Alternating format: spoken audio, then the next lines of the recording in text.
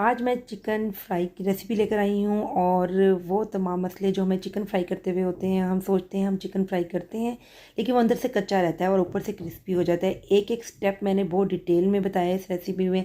आपने पूरी रेसिपी देखनी है ताकि आपको पता चले अब जब भी आप चिकन फ्राई करें, चिकन के किसी भी पार्ट को फ्राई करें तो वो क्या गलतियाँ होती हैं जिसकी वजह से हमारा चिकन अंदर से कच्चा रह जाता है।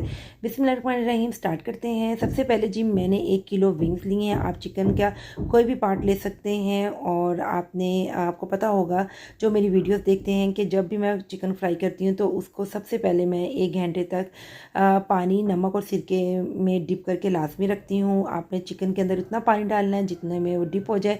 फिर हमने उसके अंदर 1 टेबल स्पून भर के नमक डालना है और फिर सफ़ेद सिरका आपने इसमें ऐड करना है 2 टेबल स्पून।